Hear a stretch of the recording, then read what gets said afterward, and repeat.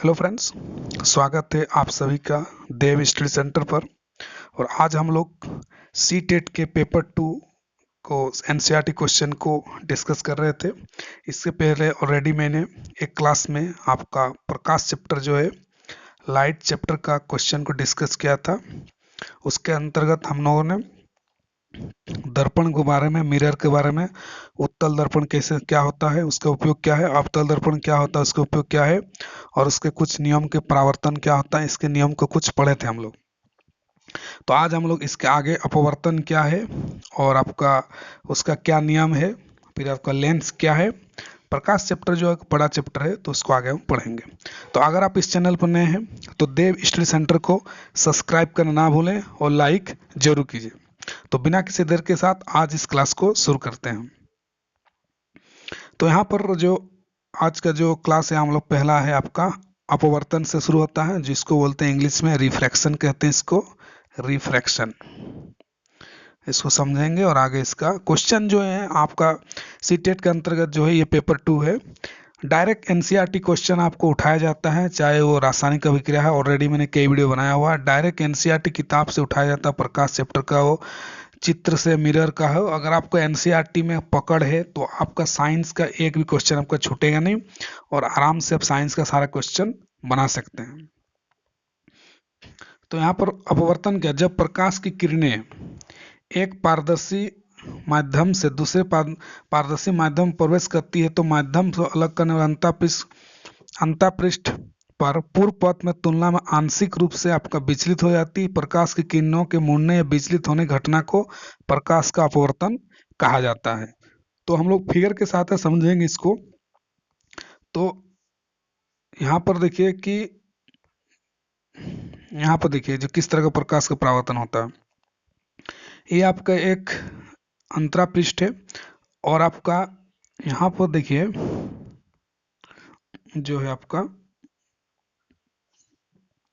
ये देखिए आपतित किरण आपका आ रहा है और ये आपका अंतरापृष्ठ और यहाँ ये, और जब ये आपका ऊपर वाला विरल माध्यम है, जैसे मान लीजिए हवा है, और नीचे वाला जो है मान लेते हैं आपका सघन माध्यम है, इसको मान लो पानी ही। आपका यहाँ पर देख सकते हैं ऐसे डॉटेड डॉटेड दिया हुआ, तो ये आपका पानी है। जब एक माध्यम से दूसरे माध्यम प्रकाश जाता है और दोनों माध्यम जो अलग होता है तो जो आपका किरण है, जो प्रकाश की किरण है, यहाँ पर आपका जो है यहाँ पर मुड़ जाता है।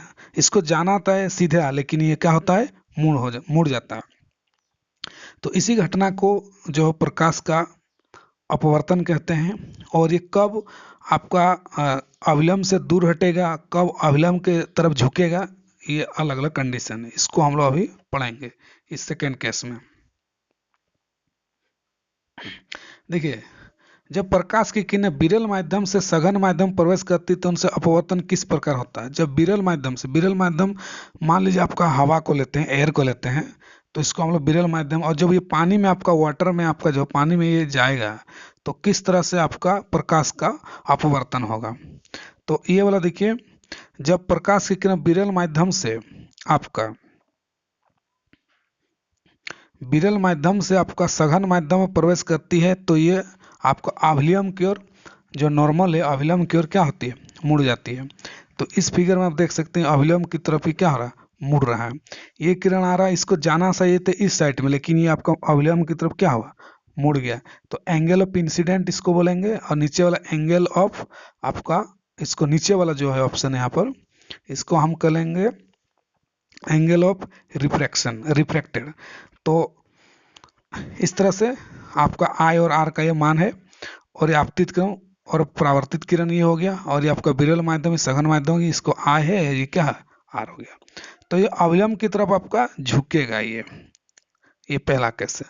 सेकंड केस आगे देखेंगे, जब प्रकाश की किरण सघन माध्यम से विरल माध्यम में प्रवेश करती तो उसका अपवर्तन किस प्रकार का होता है। मतलब अगर हम ऊपर में अगर वाटर ले लेते हैं, पानी ले लेते हैं, नीचे में आपका एयर ले लेते हैं, तब उस कंडीशन में जब वाटर से, जब पानी से आपका हवा की तरफ, हवा में आपका जो प्रकाश की किरण जाएगी तो उसका किस तरह से वो बदलेगा, इसका नीचे फिगर हम लोग देखेंगे। तो देखिए, जब प्रकाश की किरण सघन माध्यम से विरल माध्यम में प्रवेश करती तो ये अविलंब से दूर हो जाती है, इसमें अविलंब से वो दूर होगा। फिगर में देखेंगे, यहाँ पर देखिए ये आपका अंतरा पृष्ठ है, आपका ये आपका सघन माध्यम जैसे डॉट डॉट दिया हुआ, और ये आपका विरल माध्यम है। तो देखिए ये आपका आपतित किरण आ रहा है, तो आपतित किरण इस तरह ये आपका अभिलंब से आपका क्या हो रहा है, दूर जा रहा है। उसमें अभिलंब की तरफ ये झुका था, आपको ये अभिलंब की तरफ झुका था, लेकिन इसमें जो है आपका अभिलंब से क्या हो रहा है, थोड़ा दूर जा रहा है। तो इसको हम बोलेंगे आपका ये अपवर्तन का दो केस है आपका, जब दोनों माध्यम अलग अलग हो। ये आपका आई है, ये आपका आर है, तो आई का मान यहाँ पर आर का मान जो है आपका बड़ा होगा। आगे बढ़ते हैं। इसके अलावा ये काफी दो इंपॉर्टेंट क्वेश्चन है अपवर्तन के नियम के लिखे, write the laws of refraction. तो अपवर्तन के आपके दो नियम है। पहला नियम जो है यहाँ पर आपतित किरण अपवर्तित किरण माध्यम को अलग करने वाला अंतःपृष्ठ का अपतन बिंदु डाले सभी डाला गया अभिलंब नॉर्मल सभी एक ही तल में होते हैं। जिस तरह से हम लोगों ने परावर्तन के नियम पढ़े थे, उसी तरह के अपवर्तन का पहला नियम है, सारे जो है एक ही पर आपका होता है। सेकंड जो आपका सेकंड नियम जो आपका आपतन कोण ज्या साइन आर, इसको हम साइन आर बोलेंगे। दूसरा अपवर्तन कोण, इसको हम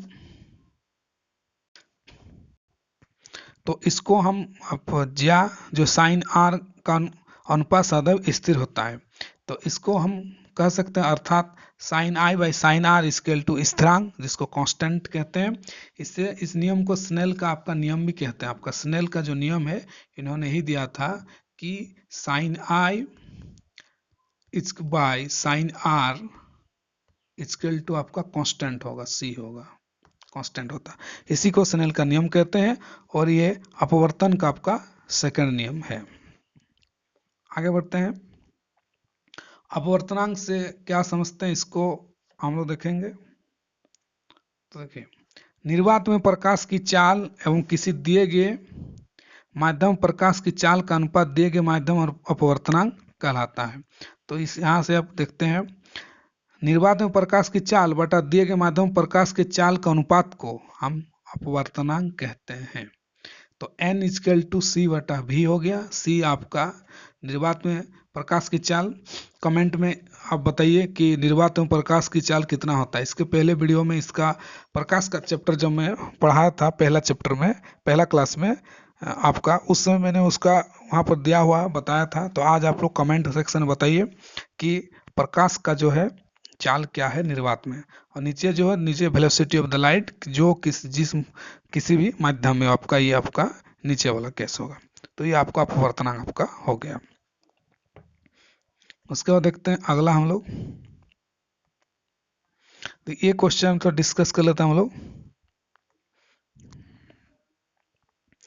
वायु में गमन करती प्रकाश की किरण जल में तिरछी प्रवेश करती है, क्या प्रकाश की किरण अभिलंब के झुकेगी अथवा अभिलंब से दूर हटेगी।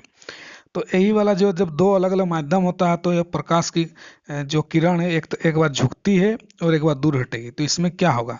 तो देखिए, वायु करती किरण जल में तिरछी प्रवेश, तो देखिए जल में मतलब वो हवा से पानी में आपका जा रहा, मतलब विरल माध्यम से आपका सघन माध्यम में जो है किरण जा रहा, तो उस समय क्या होगा। तो हम लोगों ने पढ़ा था कि यह अभिलंब कर झुकेगी, मतलब कि जब विरल माध्यम से आपका अगर सघन माध्यम में आ रहा है, तो किरण इस तरह से आपका ये झुकेगी, आपका अभिलंब की तरफ झुकेगी। तो देखिए यहाँ पर सघन के प्रवेश करने से प्रकाश किरण अभिलंब की ओर मुड़ जाएगी, यहाँ पर देख सकते हैं आपका मुड़ जाएगी। तो आप इस पॉइंट को याद रख सकते हैं। ऐसे तो सारा क्वेश्चन इंपॉर्टेंट है, आपका कहीं से भी सीटेट का क्वेश्चन बन सकता है कि सघन माध्यम से विरल माध्यम में जब प्रकाश की किरण जाती है तो उस समय क्या होता है। सिंपल आपको क्वेश्चन ऐसे पूछा जा सकता है सीटेट के अंदर। आगे देखते हैं, हीरे का अपवर्तनांक 2.42 है। ये क्वेश्चन काफी इंपॉर्टेंट क्वेश्चन है सीटेट के लिए। किसी भी स्टेट के मैट्रिक का जो बोर्ड एग्जाम है, इसको नहीं कम से कम 8 से 10 बार ये क्वेश्चन आपको पूछा गया है, और मस्ट इंपॉर्टेंट क्वेश्चन है जो 10th क्लास के स्टूडेंट पढ़ते हैं उनके लिए भी है। तो देखिए, हीरे का अपवर्तनांक आपका 2.42 होता है, इस कथन से क्या अभिप्राय है, क्या मीनिंग रखता है। तो देखिए, हीरे का अपवर्तनांक 2.42, इस कथन का अभिप्राय कि वायु में प्रकाश की चाल हीरे में प्रकाश का चाल का अनुपात होता है 2.42। तो आपको इस चीज को ये वाला ज्यादा याद रखना जरूरी है कि हीरे का जो अपवर्तनांक है वो कितना है और वो क्या बताता है, मतलब इसका तो आपको याद रखना 2.42 इसका होता है। दूसरा इसमें याद रखना कि ये अनुपात जो है आपका प्रकाश में वायु में प्रकाश की चाल और हीरे में प्रकाश की चाल का अनुपात को वो दिया रहता है। समझ में आया आपको? बढ़ते हैं आगे, नेक्स्ट क्वेश्चन बढ़ते हैं हम लोग। जो भी इम्पोर्टेंट क्वेश्चन है उसी को हम लोग डिस्कस करेंगे। जो सीट है, अच्छा लेंस आपका शुरू हो जाता है। लेंस क्या, प्रत्येक का नाम लिखिए। कांच के दो गोलियों सतह से बना एक वो पारदर्शी पदार्थ जो प्रकाश का नियमित अपवर्तन करता है उसे हम लेंस कहते हैं। लेंस दो तरह का होता है, एक होता है उत्तल लेंस होता है, दूसरा आपका अवतल लेंस होता है। उत्तल लेंस कैसे होता है, यहाँ पर देख सकते हैं, वो गोलीय लेंस जिसकी दोनों अपवर्तक सतह उठी हुई है उसे उत्तल लेंस कहते हैं। फिगर में देखेंगे आप देख सकते हैं, ये आपका देखिए, ये जो आपका और बीच में इसे डॉटेड लाइन इसको रहते हैं, बीच में वो, इसको ऑप्टिकल सेंटर बोलते हैं, जिससे प्रकाश का किरण रुकता नहीं, बिना विचलित हुए पार हो जाता है, उसको ऑप्टिकल सेंटर आपका कहा जाता है। और ये परावर्तक सतह जो ये जो साइड में देखिए, ये वाला साइड वाला जो है ये जैसे किरण यहाँ पर अगर इस तरह देखें, प्रकाश की किरण जब यहाँ से आएगा तो इसे यहाँ पर अपवर्तित होकर इस तरह से आपको जाएगा। तो ये जो बाहरी वाला जो पार्ट है इसी को अपवर्तक सतह आपका है, रिफ्रैक्टेड आपका सरफेस इसको कहेंगे हम लोग, अपवर्तक सतह है आपका ये। तो इसी को हम बोलेंगे उत्तल लेंस। उसके बाद अगला जो है अवतल लेंस, हम किसको देखेंगे? अवतल लेंस जो होता है आपका वो गोल जिसकी दोनों अपवर्तक सतह बीच में धंसी हुई हो उसे हम अवतल लेंस कहते हैं। तो यहाँ पर अपवर्तक सतह आप देख सकते हैं कि ये सब आपका अपवर्तक सतह, ये वाला इधर वाला ये अपवर्तक सतह आपका हो गया। और जब प्रकाश की किरण यहाँ पर आएगी, यहाँ पर जब यहाँ पर इसे प्रकाश की किरण आएगी, टकरा के बाद ये आपका इसे रिटर्न चला जाता है, यहाँ पर पार नहीं होता है, इसे टकरा यहाँ पर आएगी, इसे टकरा, और इसको डॉटेड लाइन से हम पीछे कर मिलाते हैं फोकस में इस तरह से, और यहाँ पर एफ को हम बताते हैं ये आपको फोकस है इस तरह से डॉटेड लाइन से। नहीं सॉरी, इसमें इस तरह से नहीं होता, देखिए हम बता रहे, इसमें यहाँ से आएगी टकरा के इस दिशा में जाएगा और ये वाला किरण आएगा दिशा के इस तरह से अपवर्तित होगा। वो वाला मैंने आपको परावर्तन बता दिया। और इसको हम डॉटेड लाइन से पीछे मिलाएंगे और इसको हम डॉटेड लाइन से पीछे मिलाएंगे, ये वाला आपका इसके वाला ये फोकस होगा, क्योंकि ये अपवर्तन हो रहा है, यहाँ पर परावर्तन नहीं हो रहा। तो ये आपका जो हो गया, ये आपका हो गया अवतल लेंस का, ये आपका हो गया। आगे बढ़ते हैं। उत्तल लेंस को अभिसारी और अवतल लेंस को अपसारी लेंस क्यों कहा जाता है, ये काफी एक इम्पोर्टेंट क्वेश्चन है। तो देखिए, उत्तल लेंस के मुख्य के समांतर आपतित किरण अपवर्तन के पश्चात मुख्य फोकस पर अभिसारित हो जाती है आपका, उसे इसीलिए इसे अभिसारी लेंस कहते हैं। जबकि अवतल लेंस से मुख्य अक्ष के समांतर आपतित किरण अपवर्तन के पश्चात फैल जाती है और फोकस से अपसारित होती प्रतीत होती है। तो इस फिगर में देखें आपका उत्तल लेंस को अभिसारी लेंस इसलिए कहते हैं क्योंकि जो भी किरणें आपका आती है ये आपका यहाँ से अपवर्तन पश्चात फोकस पर आपका सारा किरण क्या हो रहा है, मिल जा रहा है, यहाँ पर फोकस से सारा किरण मिल जा रहा है। तो ये एक ही जगह पर आके मिल रहा है, तो इसलिए इसको हम कहेंगे उत्तल लेंस आपका। और अवतल लेंस में जो है आपका है जितना भी किरण आ रहा है आपको देख रहा हो, यहाँ से किरण आ रहा है, यहाँ से किरण है, ये आपका टकरा अपवर्त इधर जा रहा है, ये तो आपका फिर ये इधर जा रहा है पीछे डॉटेड लाइन से, तो ये आपका अपसारित हो रही है, अभिसारित नहीं, आके एक जगह नहीं मीट कर रहा, नहीं मिल रहा है, तो इसको हम कहेंगे अवतल लेंस। इसलिए अवतल लेंस को अपसारी लेंस कहा जाता है। आपको ये याद रखना है, ऑब्जेक्टिव में भी काफी इंपॉर्टेंट क्वेश्चन ये बनता है। बढ़ते हैं अगले हम लोग अगले क्वेश्चन की तरफ। अभी आगे हम लोग उसी चैप्टर का जो और कुछ क्वेश्चन को डिस्कस करेंगे जो काफी इंपॉर्टेंट क्वेश्चन है आपका। लेंस की क्षमता से क्या समझते हैं, आपको स्क्रीन पर दिख रहा होगा, काफी इंपॉर्टेंट क्वेश्चन आपका है। यहाँ पर आपको दिख रहा होगा लेंस की क्षमता से क्या समझते हैं। लेंस की फोकस दूरी के व्युत्क्रम को आपका लेंस की क्षमता कहते हैं। इसको P इक्वल टू 1/f इसको कहा जाता है। व्युत्क्रम मतलब इसको जस्ट ऑपोजिट जो उल्टा होता है। अगर मैं बोलूँ 5 का व्युत्क्रम क्या होगा तो आपका 1/5 होता है। ये आपका बचपन में पढ़े होंगे, इसी को आपका व्युत्क्रम कहते हैं। और P = 1/f है, जहाँ पर P को पावर, F को आपका फोकस कहते हैं। तो ये आपका लेंस की क्षमता है। यहाँ पर जो है F लेंस की फोकस दूरी है मीटर में, और इसका ऐसा में आता है डायप्टर होता है। आपका लेंस की क्षमता पावर ऑफ द लेंस कैसा है, डायप्टर होता है। एक डायप्टर से क्या समझते हैं, ये भी इंपॉर्टेंट है। यदि किसी लेंस की फोकस दूरी 1 मीटर होती है तो उसका क्षमता 1 डायप्टर आपका कहलाता है। 1 मीटर अगर किसी की फोकस दूरी है तो उसे हम 1 डायप्टर इसको कहेंगे। आगे बढ़ते हैं।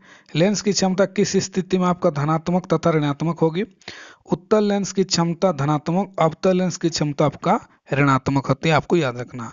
उत्तल लेंस की क्षमता धनात्मक मतलब आपका जो इस तरह का जो लेंस होता है ये आपका पॉजिटिव होता है, और जो आपका इस तरह से जो आपका लेंस होता है अवतल लेंस, ये आपका नेगेटिव होता है। आगे बढ़ते हैं।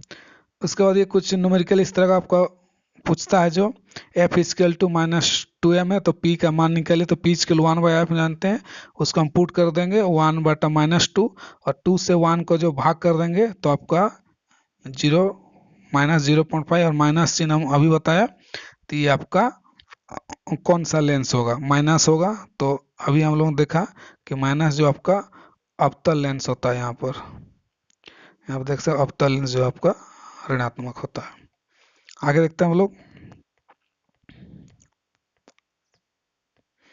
ये क्वेश्चन आपका कुछ लेंस का न्यूमेरिकल से बेस्ड क्वेश्चन है। आपको लेंस का सूत्र भी आपको याद रखना चाहिए। लेंस का सूत्र आपका ये दिख रहा है, ये है आपका लेंस का सूत्र 1/v - 1/u = 1/f। जहाँ पर आपको पता होगा आपका दर्पण का सूत्र भी ऐसे ही है, लेकिन आपका बीच में प्लस होता है और इसमें आपका माइनस होता है। v जो आपका प्रतिबिंब का दूरी है, u जो है आपका वस्तु की दूरी है, और f जो आपका ये फोकस दूरी आपका है। आवर्धन के लिए सूत्र लिखे, आवर्धन जिसको हम m बोलते हैं, m = इसका भी सूत्र होता है, इसका होता है v/u = h2/h1। जबकि दर्पण में इसका माइनस लगता है, जबकि ये वाला आपका प्लस में होता है। ये भी एक इम्पोर्टेंट है। आगे बढ़ते हैं। इसका जो भी क्वेश्चन और है, ये आपके न्यूमेरिकल क्वेश्चन है।